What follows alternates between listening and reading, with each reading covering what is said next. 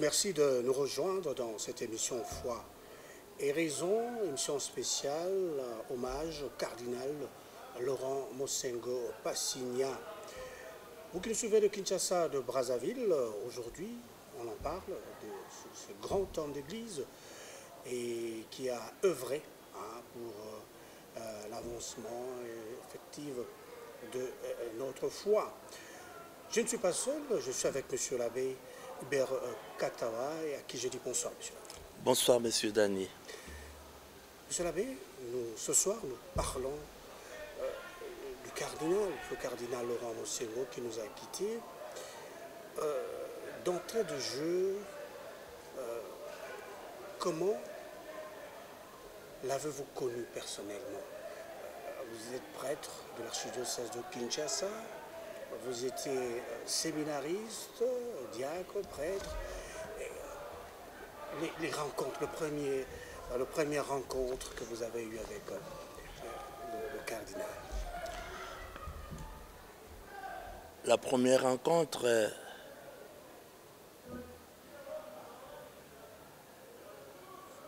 si j'ai bonne mémoire, c'est à l'ordination épiscopale. Ok. C'était en 80. Oh, ça date là. J'étais petit séminariste. Ok. Au Palais du Peuple, nous étions là. Le pape Saint Jean-Paul II était à Kinshasa. Et on était curieux. Tout jeune là. Tout jeune.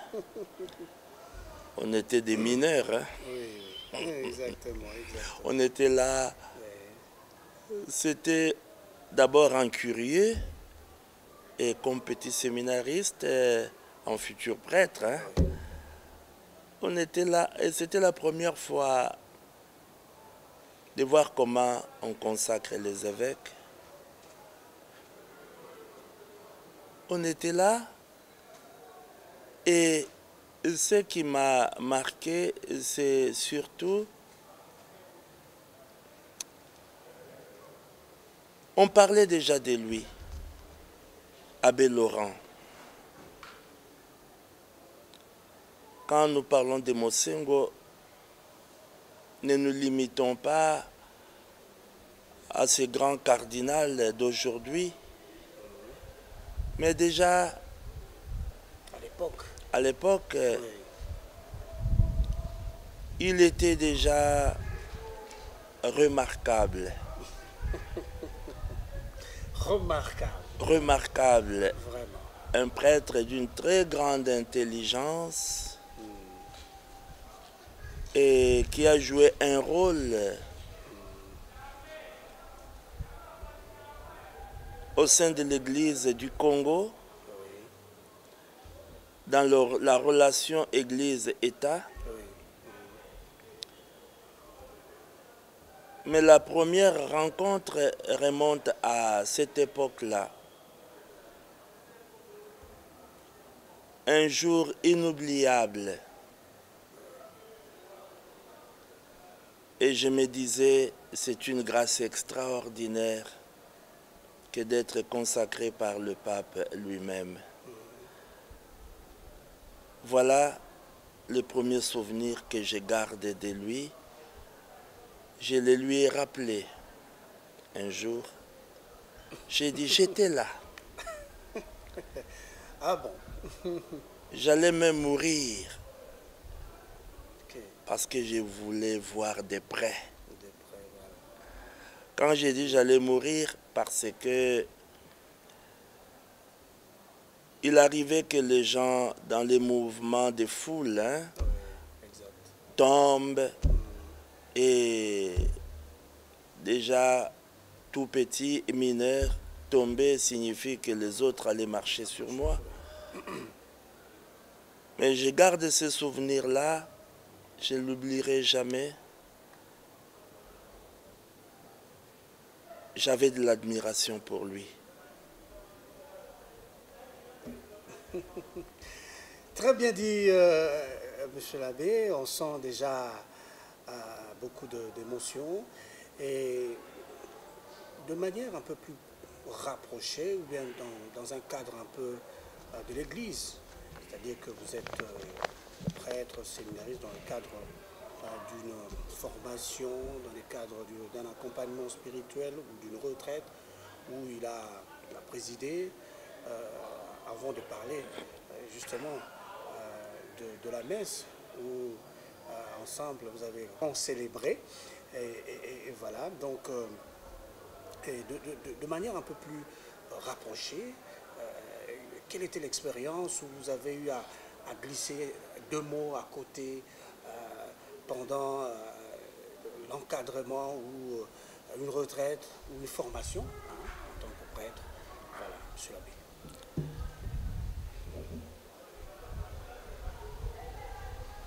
Je me souviens quand j'étais grand séminariste en théologie, Oui, j'étais déjà en première licence, séminariste et vicaire. J'ai travaillé à la paroisse Marie-Reine des Apôtres à Rigini. ok. Mhm. Mon curé, c'était M. l'abbé Yves Coco. Il était en déplacement à l'étranger pour des raisons de santé. Oui, Alors moi, j'étais là. Il fallait programmer certaines activités et trouver des prêtres pour les messes paroissiales. Un dimanche, à la messe latino-française, c'est lui qui était invité. ok. Invité par ses grands amis. À Rigini, il y avait M. Guyandila à l'époque, qui était même parmi les directeurs des cabinets à la présidence de la République à l'époque du maréchal Mobutu. Et voilà, moi j'attendais l'arrivée de ces grands évêques,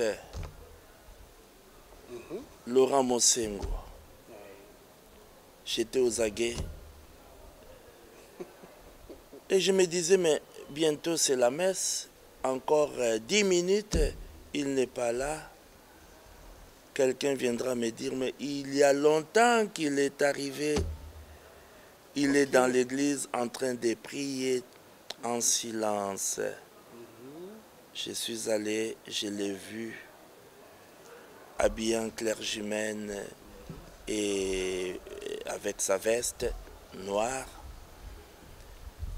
À l'oreille, j'ai dit, Excellence, puis-je vous apporter le missel?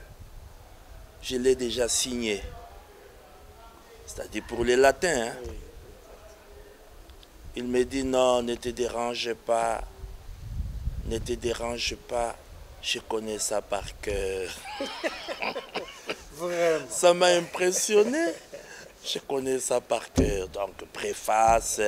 Et oui, parce qu'à leur époque, même la philosophie, bon, il y a des formations comme ça qui se faisaient. Il y avait des formations qui se faisaient en latin. Hein? Il y en a qui ont étudié en latin.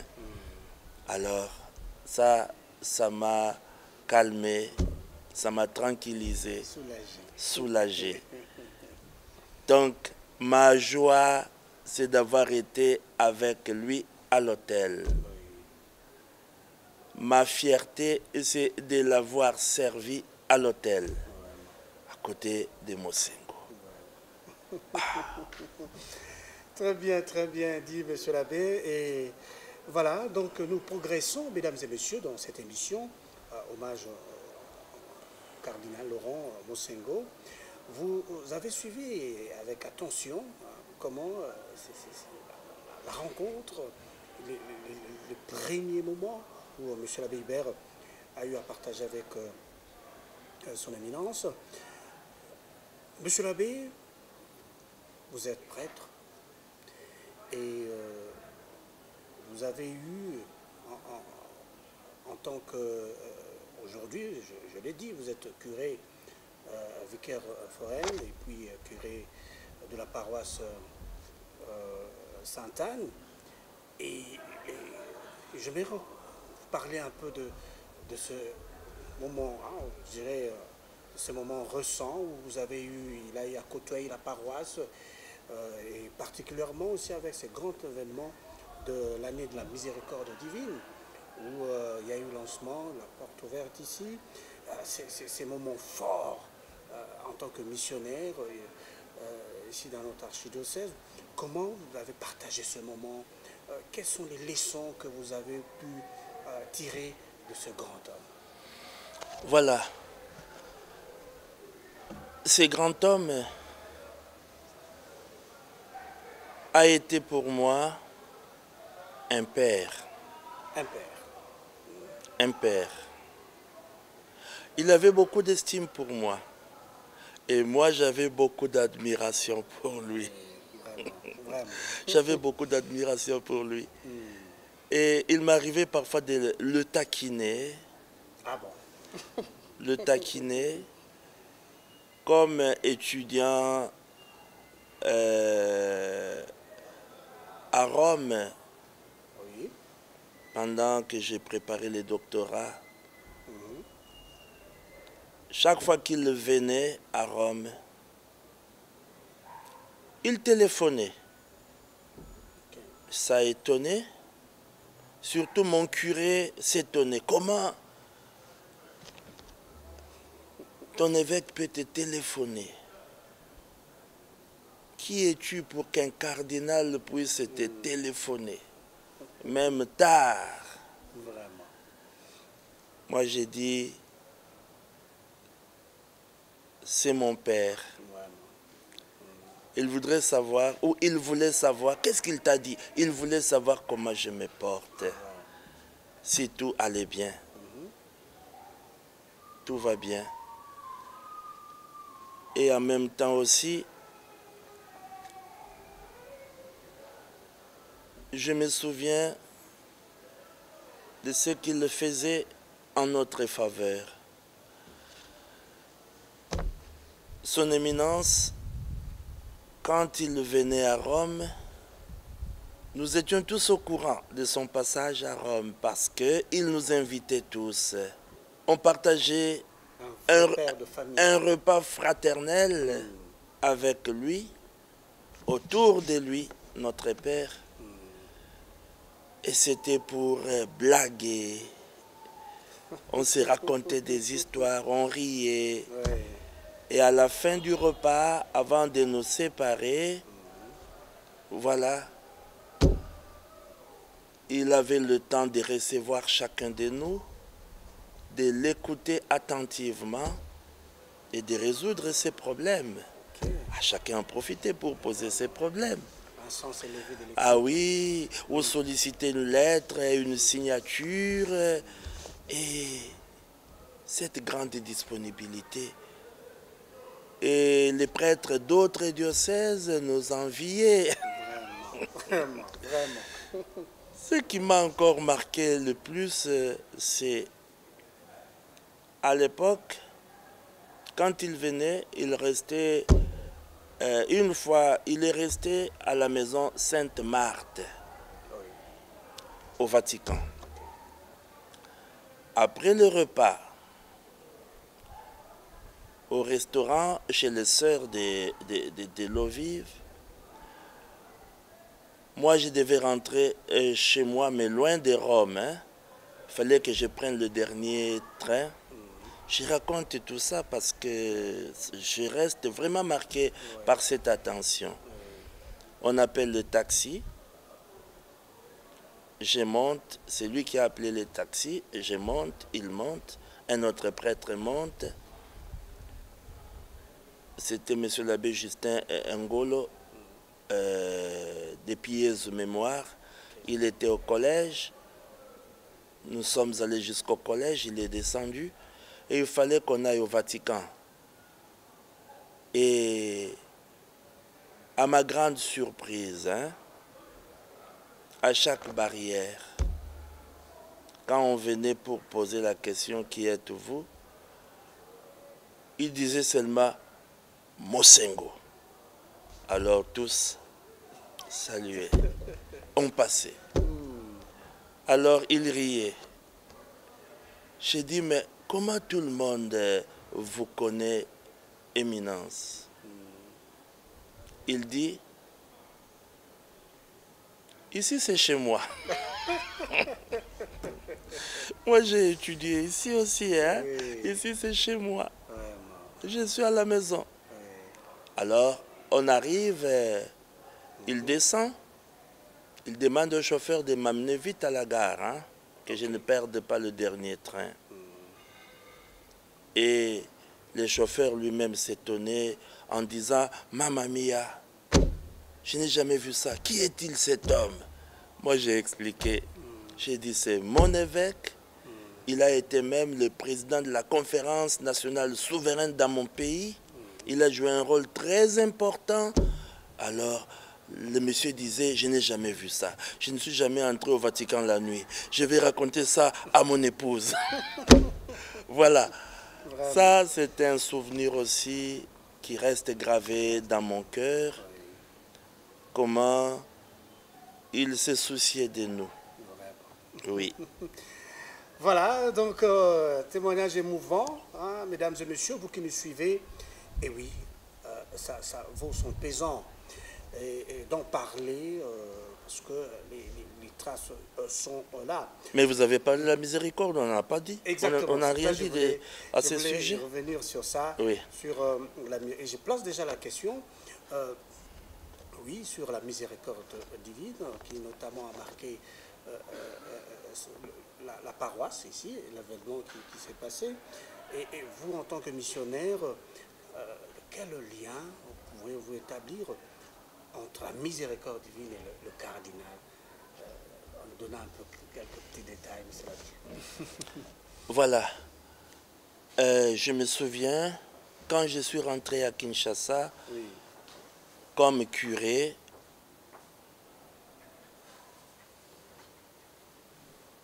un certain jour, c'était vers la fin du mois de novembre 2015, il m'a appelé un soir pour me dire qu'il voulait me voir les jours suivants à l'archevêché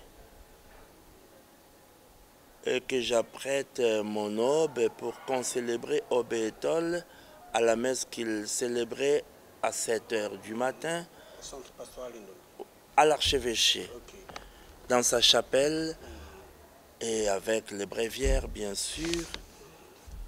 j'étais là. Il m'a demandé aussi d'apporter mon passeport.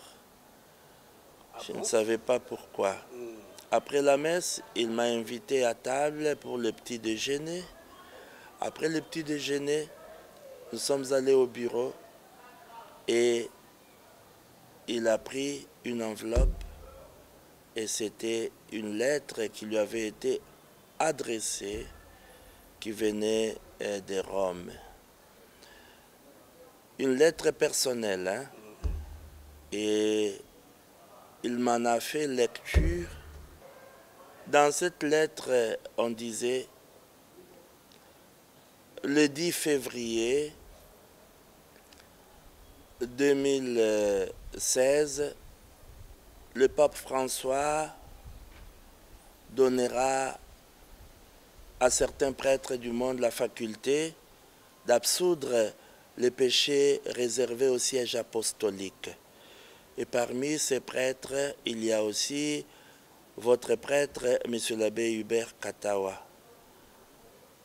Et si vous allez proposer un autre prêtre à sa place, nous sommes d'accord.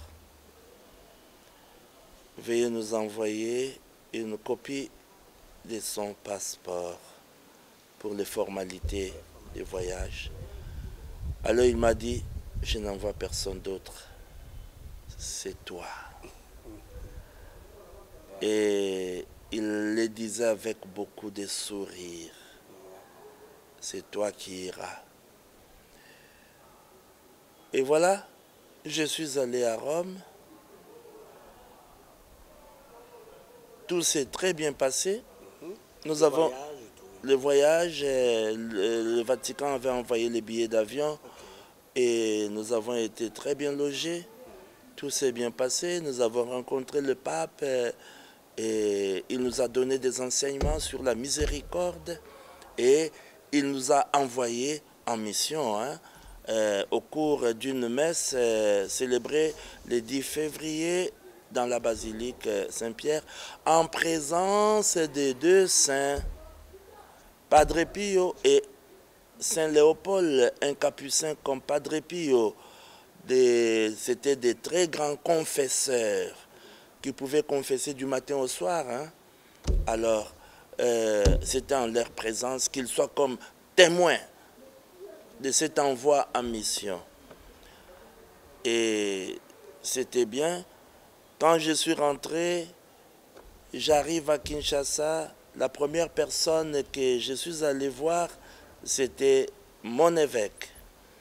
Je lui ai présenté tout ce que j'avais reçu des mains du Saint-Père, l'étole de la miséricorde divine, parce que le pape disait à nous, missionnaires de la miséricorde, je vous envoie en mission, vous devez manifester la miséricorde de Dieu.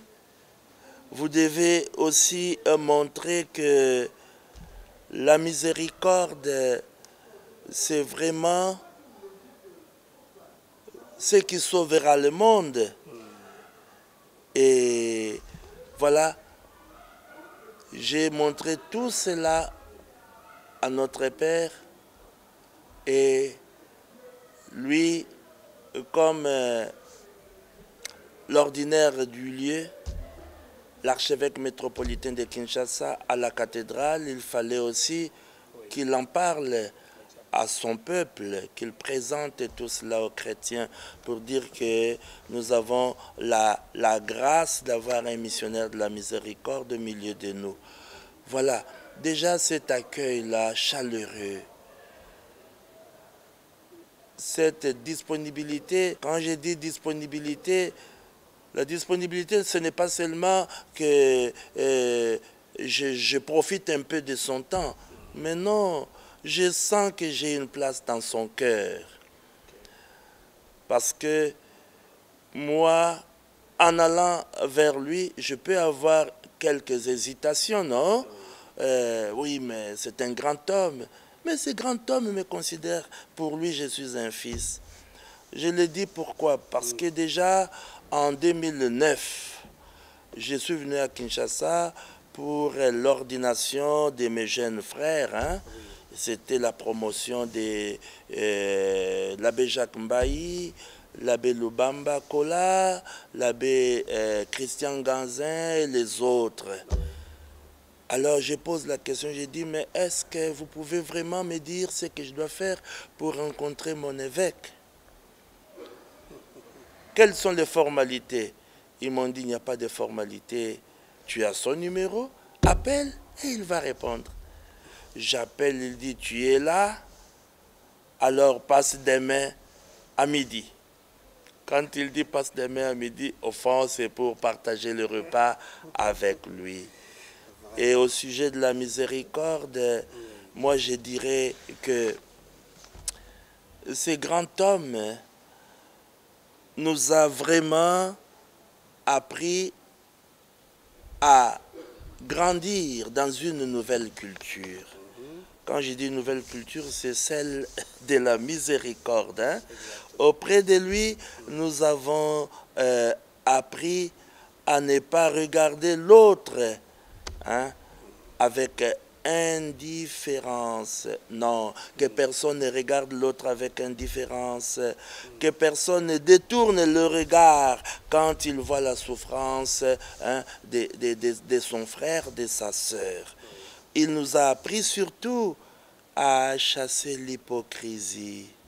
Quand je dis à chasser l'hypocrisie, cela signifie qu'il faut être vrai.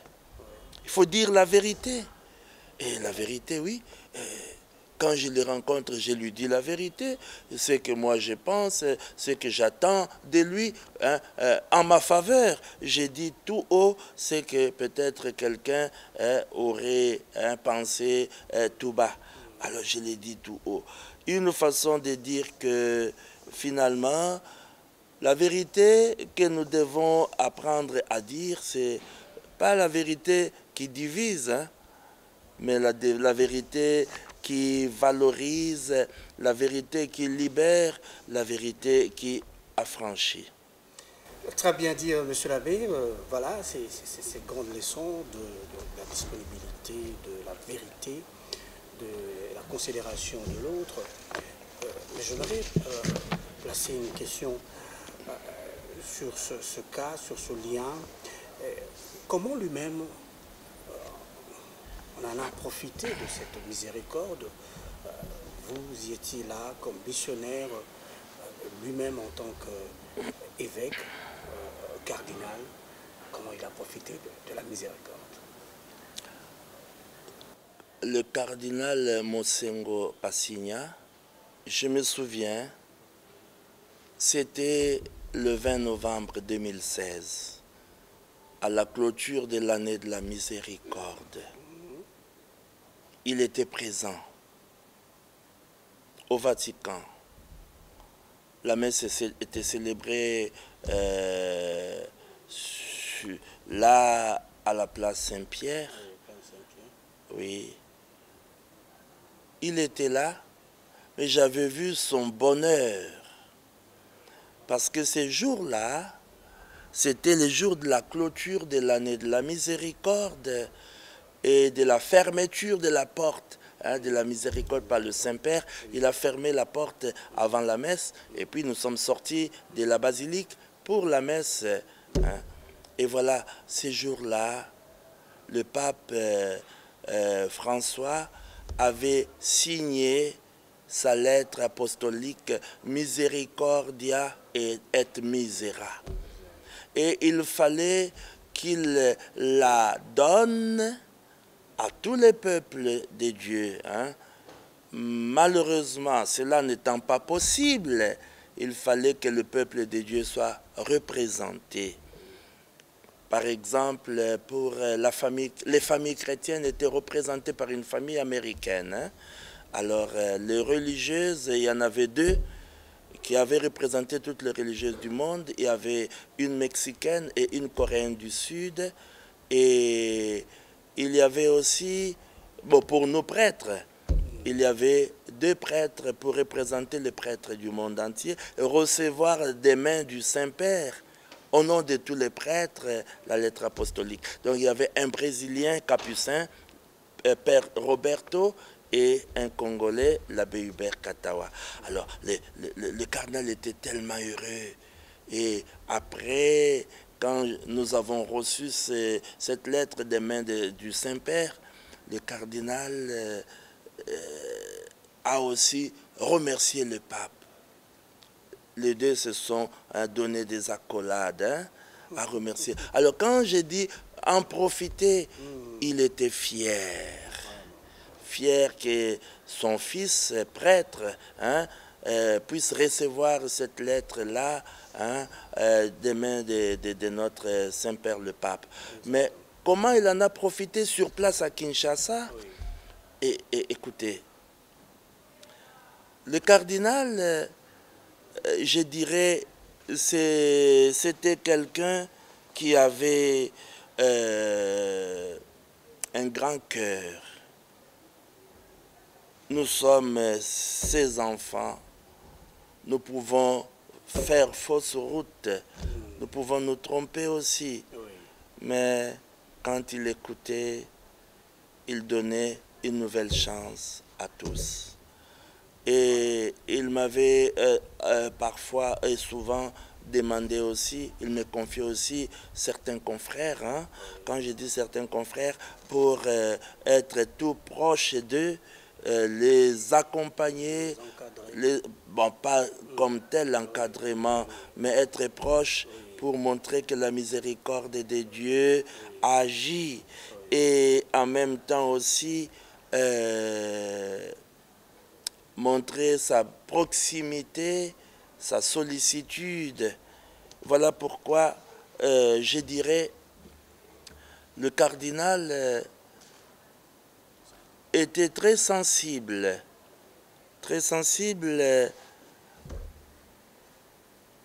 à la souffrance des autres.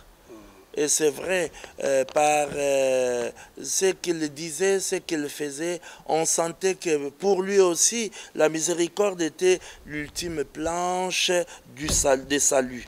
Alors, il en a profité aussi et surtout chaque fois que il invitait ses prêtres à mener une vie droite, une vie correcte, hein, devant Dieu, mais surtout à être proche du peuple, parce que lui-même, il s'est soucié du bonheur de son peuple. Il ne cessait de lutter pour que ce peuple soit vraiment heureux. Heureux. Oui. Très bien. Monsieur l'abbé, d'ailleurs, vous ouvrez une parenthèse sur son charisme en tant que, bien sûr, homme d'église, mais aussi il a fonctionné, il avait une haute personnalité politique. Comment recevez-vous cette image d'homme politique, d'un charisme qui touchait toute la population? En passant, vous avez cité aussi la conférence nationale souveraine, comment il s'est très bien élucidé. Que pourriez-vous de cet homme en tant qu'homme d'État aussi? En tant qu'homme d'État, il méritait le respect. C'était un sage. Et c'est vrai qu'il méritait qu'on lui confie toutes ces responsabilités-là. Là où les uns et les autres ne se mettaient jamais d'accord, échangent des paroles, d'insultes. Et lui, c'était, je dirais, la sérénité, c'était la douceur, c'était, je dirais, des paroles de réconciliation, des paroles qui édifiaient. Comme homme d'État, je dirais, ce qu'il a fait pour notre peuple en situation très difficile, effectivement, il a beaucoup travaillé parce que tout ce que nous voyons à la télévision, c'est rien par rapport à ce qui se fait sous coulisses. Hein? Quand il faut réconcilier les uns et les autres, toutes ces démarches-là, mais il faut être vraiment habité par l'Esprit de Dieu, l'Esprit de paix, l'Esprit de fraternité. Donc le cardinal Mosengo, c'était vraiment un réconciliateur, un rassembleur. Et nous avons tous vu comment on sollicitait sa médiation, hein, quand quelque chose n'allait pas. Et ce n'est même pas pour rien qu'il a été aussi président de la conférence épiscopale nationale du Congo. Hein, et il a joué un rôle très important pour ce pays. Quand nous parlons de Mosengo, moi je dirais c'est un deuil national et international. Et international, parce que même auprès du Saint-Père, hein, il était là, membre du collège de ces petits cercles pour aider le Saint-Père, et surtout il représentait aussi l'Afrique. Hein. Et mais quand je parle du Saint-Père, ça me rappelle autre chose. Je me souviens, c'était en 2012, hein, à l'époque du pape émérite Benoît XVI. Mais c'est lui qui avait prêché, il avait été invité pour prêcher la retraite annuelle à la curie romaine, à tous les cardinaux, tous les collaborateurs du pape. Hein. Voilà, ce n'est pas donné à n'importe qui. Il faut être un homme spirituel, hein, pour donner tous ces enseignements-là, et aussi un grand sage. Hein. Voilà. Un grand sage. Mais monsieur l'abbé, on a l'impression que vous ne dites pas tout. Bon, ça pourrait se comprendre, comme vous l'avez si bien dit, que vous êtes très très proche. Et vous étiez très très proche. Et puis, la nouvelle nous est tombée comme la foudre. Mais je sens qu'il y a des choses à dire. Des choses à dire. Ah, s'il y a des choses à dire, moi personnellement, ce n'est pas sur un plateau qu'on peut tout dire, tout étaler, mais je dirais un plateau de télévision, mais je dirais, j'avais vraiment de l'admiration pour lui. Un jour, je lui ai posé la question, c'était à Rome, j'ai dit, mais Éminence, dites-moi un peu, quel est votre secret? Que dois-je faire pour être comme vous? Hein? Un homme d'une si grande intelligence qui parle plusieurs langues. Hein? Et puis, alors, il m'a dit, il faut beaucoup prier. Oh! Une façon de dire, ça vient de Dieu.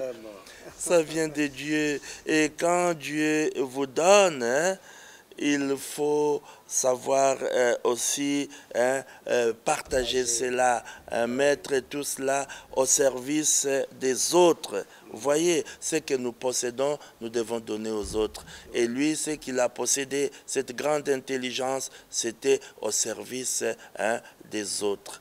Mais en même temps, quand vous dites, il faut que je dise quelque chose, hein, oui, à cœur ouvert, je dirais, on est resté quand même liés.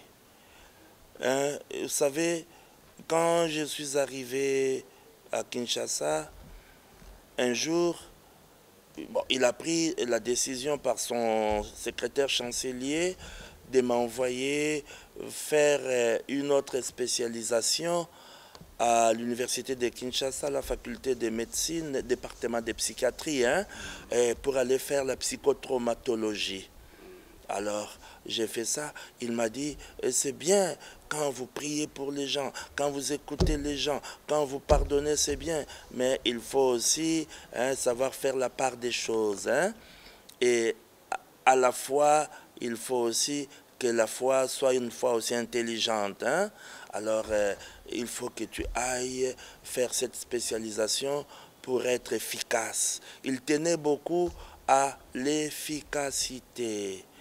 Il me disait, je n'aime pas la médiocrité chez mes prêtres. Il faut être efficace, il faut être compétent et mettre cette compétence au service du peuple de Dieu. Et ça m'a aussi, je dirais, touché parce que son souci, c'était de valoriser. Voilà pourquoi il favorisait les études. Il favorisait les études. Et un autre grand souvenir qui m'a lié à lui, c'était quand le cardinal Angelo Sodano, il a été le secrétaire d'État de sa sainteté, le pape Saint Jean-Paul II. Angelo Sodano, à l'époque, était doyen des cardinaux. Alors, il m'avait demandé à moi d'accueillir des religieuses qui venaient pour la première fois en Afrique. Quand je dis en Afrique, c'est-à-dire une congrégation qui n'est pas encore arrivée en Afrique. Les filles de la miséricorde. Alors, il fallait que je les reçoive, que je les amène chez les cardinals et puis chez les nonces apostoliques de l'époque. Et voilà, le cardinal Mosengo les avait très bien reçus et le cardinal Angelo Sodano était très content, très content. Et alors chaque fois, il m'avait demandé de remercier le cardinal Mosengo. Et chaque fois, le cardinal Mosengo, quand il me rencontrait, la première question, comment va mon ami, le cardinal Angelo Sodano? Voilà. Très bien dit, monsieur l'abbé. Vraiment, comme vous l'avez si bien dit, on ne pourra pas. Le temps, vous savez, la télévision, c'est le temps, sinon c'est grandiose. On peut parler des heures et des heures. Monsieur l'abbé, nous sommes en train de chuter, mais il avait une touche encore sur un regard favorable à la jeunesse chrétienne ou catholique. Il était toujours présent, c'est les journées mondiales de jeunes, les JMJ, ici chez nous, où nous célébrions la fête de Rameau. Et il avait toujours un message, une attention par rapport à la jeunesse. Que pourriez-vous dire par rapport à cet élément-là? Voilà, c'est vrai. C'est lui qui a initié ça. Chaque année, le dimanche des Rameaux, il réunissait les jeunes de Kinshasa au stade. Et voilà, il avait toujours un message. Mais son message, l'essentiel de son message, nous le retrouvons dans son mot d'ordre quand il est arrivé à Kinshasa. Kinshasa, lève-toi et brille. Brille de la lumière du Christ. Alors lui, il voulait que la jeunesse soit une jeunesse, je dirais, utile. Une jeunesse à la suite du Christ. Une jeunesse qui brille. Une jeunesse engagée. Et je pense que les jeunes sont en train de pleurer beaucoup. Partout, je vois, il y en a qui portent des macarons, des effigies. Ils ont écrit, nous sommes en train de pleurer. Alors, notre Père. Et moi, je disais, il était âgé, mais pour moi, pas très âgé pour mourir. On avait encore besoin de lui et il était jeune dans son cœur et dans sa tête. Vraiment. Il était jeune. Vraiment bien dit. Monsieur l'abbé, trop jeune pour mourir, vous l'avez si bien dit, mais est-ce que ça, par rapport à sa personnalité, par rapport à sa philosophie de vie, vous avez parlé tantôt de sa devise, et aussi dans sa devise épiscopale. Est-ce que aujourd'hui, y a-t-il rupture ou continuité avec le cardinal Fridolin Ambongo? Est-ce qu'il y a une continuité ou une rupture? Moi, je trouve une continuité. Depuis que le cardinal Fridolin Ambongo est arrivé à Kinshasa comme successeur de ce grand cardinal Mosengo, moi je dirais il y a continuité. C'est la même école. Les portes de l'école ne sont pas fermées. C'est la même école. Et une continuité dans quel sens? Vous savez, avec Mosengo, nous avons appris aussi à être miséricordieux, hein? À savoir que nous pouvions dire, nul n'est chrétien s'il n'est miséricordieux. Hein? Il ne peut exister un chrétien qui ne soit pas miséricordieux. Et être miséricordieux, je vois comment il voulait la réconciliation, il voulait la paix, il donnait aux prêtres, hein, à toutes les autres personnes une nouvelle chance. Hein.